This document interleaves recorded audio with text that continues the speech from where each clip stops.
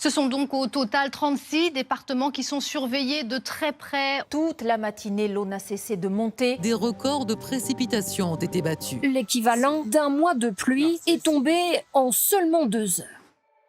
La France vient de connaître un mois d'octobre exceptionnel.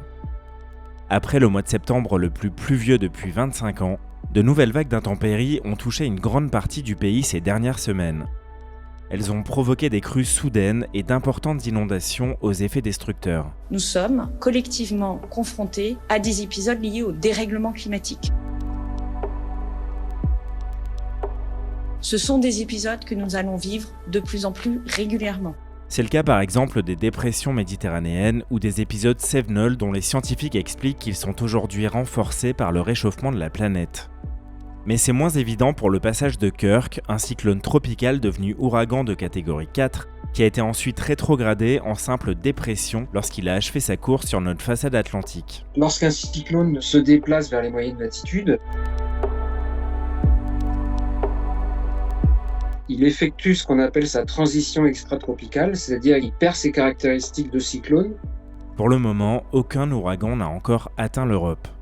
Mais dans un monde qui va continuer de se réchauffer, on peut légitimement craindre que les phénomènes tropicaux résistent davantage et conservent toujours plus de force et d'humidité lorsqu'ils remontent vers nos côtes. C'est ce qu'on a un peu vu pour Kirk, il ne s'est pas complètement noyé dans la masse, il a gardé quand même un peu de ses caractéristiques tropicales, ce qui, je pense, explique en partie pourquoi il a donné lieu à de très fortes précipitations sur la France. Tous les phénomènes météorologiques venteux et pluvieux qui s'abattent sur l'Europe ne viennent pas forcément des tropiques. Des tempêtes qu'on appelle extratropicales ou de simples dépressions peuvent se former directement dans nos moyennes latitudes, notamment lorsqu'il y a un fort contraste de température dans l'atmosphère, ce qu'on appelle un gradient. C'est basé sur ce qu'on appelle l'instabilité barocline. En fait, c'est principalement dû à la manière dont les températures de surface de la mer décroissent avec la latitude. Lorsqu'on a ce qu'on appelle un fort gradient de température, dans les moyennes latitudes, c'est là où le gradient de température est le plus fort, ça génère des instabilités qui vont donner naissance aux perturbations de moyenne latitude. Plus surprenant, il arrive que des événements méditerranéens se transforment jusqu'à obtenir les mêmes caractéristiques qu'un cyclone tropical. Ces dépressions de moyenne latitude, alors ce qu'on appelle une goutte froide, etc., peut se tropicaliser, donc devenir symétrique et à cœur chaud. Et là, on parle de médicalisme. Mais si on redescend dans les tropiques, le mécanisme de formation des événements devient un peu différent car la température est plus homogène dans l'atmosphère. D'autres processus vont alors intervenir, notamment des déplacements de masse d'air qu'on appelle convection. Le passage de la convection plus ou moins organisée à la tempête tropicale, ça c'est un processus qu'on ne connaît pas entièrement. On a les ingrédients, faible cisaillement de vent, humidité forte dans la troposphère, tourbillon initial, et puis il y a peu de ce qu'on appelle le tourbillon planétaire qui est l'effet de la force de Coriolis. Parmi les facteurs favorables à la formation de ces phénomènes tropicaux, on peut d'abord compter sur l'absence relative de vent fort en altitude, ce qui permet de ne pas désorganiser les cyclones. C'est un endroit où le cisaillement de vent est assez faible, alors que dans les moyennes latitudes, pour le coup, le cisaillement de vent est très fort. Et il y a bien sûr la température de surface de l'océan, car un cyclone tropical a besoin d'eau chaude pour s'alimenter. Lorsque l'on regarde la zone couverte par des températures supérieures à 26 degrés, elle circonscrit bien la zone de formation des cyclones tropicaux. C'est un peu pour ça que ce seuil de 26 degrés est devenu un peu populaire, mais physiquement, il n'y a rien qui interdit à un phénomène de se développer si on a une température inférieure à 26 degrés, mais que par ailleurs, on a une température beaucoup plus froide au sommet de l'atmosphère. Comme leur nom l'indique, dans l'écrasante majorité des cas, les cyclones tropicaux naissent donc dans les basses latitudes.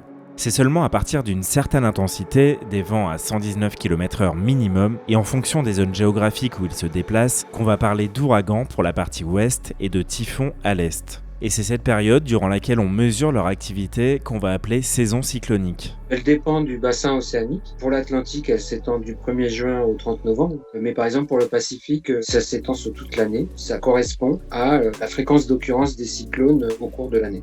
Après s'être formés au large des côtes africaines, une bonne partie des cyclones traversent l'Atlantique en remontant légèrement vers le nord. Ça explique pourquoi des zones comme la Caraïbe ou le golfe du Mexique se retrouvent en première ligne face aux ouragans. Il y a 3 aléas liés aux cyclones tropicaux. La première, c'est les vents, bien sûr. Donc plus il y a de vent, plus il y a de dégâts. La deuxième, c'est la marée de tempête associée au cyclone. C'est-à-dire que le cyclone, il a 2 effets sur le niveau de la mer. Un premier effet qui est un effet de succion lié à la dépression. Donc il va avoir tendance à élever le niveau de la mer par cet effet de succion. Et un deuxième qui est accumulation de l'eau de mer à la côte via les vents. Dans la partie du cyclone qui va avoir les vents tournés de l'océan vers la côte, côte, il va y avoir une accumulation d'eau qui va s'ajouter à cette marée de tempête liée à la succion. Donc ça, c'est le deuxième aléa très important. C'est souvent le plus meurtrier. Et puis le troisième aléa, c'est les pluies qui, elles, vont alors d'une part amplifier les inondations qui peuvent être créées par les marées de tempête, mais d'autre part vont favoriser sur les zones un peu escarpées, avec des pentes très importantes, des glissements de terrain qui peuvent être très meurtriers également.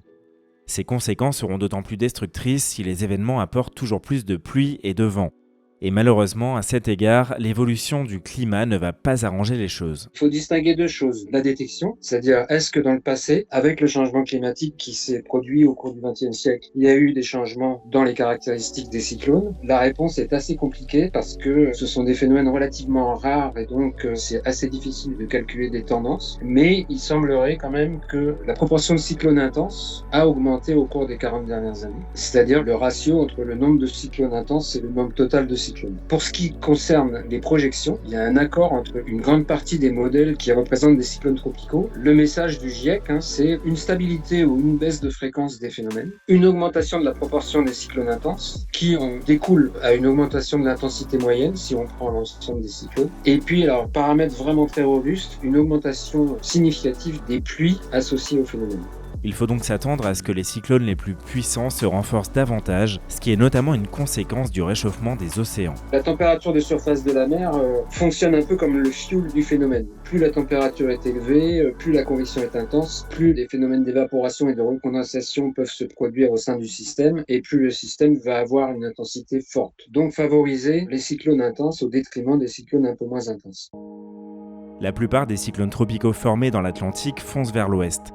Mais il arrive que certains dévient un peu de leur trajectoire habituelle et entament une remontée vers nos côtes. En général, lorsqu'un cyclone se déplace vers les moyennes latitudes, il effectue ce qu'on appelle sa transition extratropicale, c'est-à-dire qu'il perd ses caractéristiques de cyclone pour soit se noyer dans la masse de la circulation atmosphérique de moyenne latitude, soit devenir une perturbation elle-même de moyenne latitude. C'est ce qu'on a un peu vu pour Kirk, il ne s'est pas complètement noyé dans la masse, il a gardé quand même un peu de ses caractéristiques tropicales.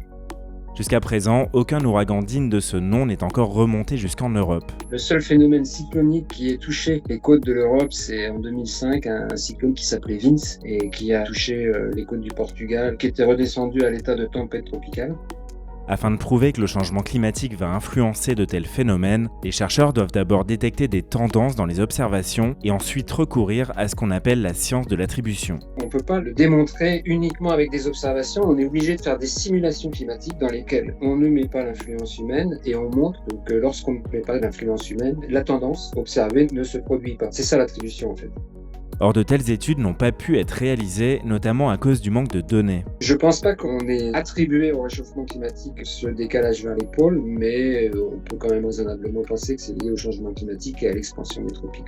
Difficile donc d'affirmer que dans le futur, des ouragans viendront frapper le littoral atlantique, bien qu'en première approximation, l'hypothèse paraisse difficile à exclure totalement. Si l'aire de jeu des cyclones pouvait s'étendre vers le nord, ça peut favoriser plus de phénomènes qui approchent de nos latitudes, oui, c'est sûr. Mais ça reste plutôt de la prédiction que de la prévision.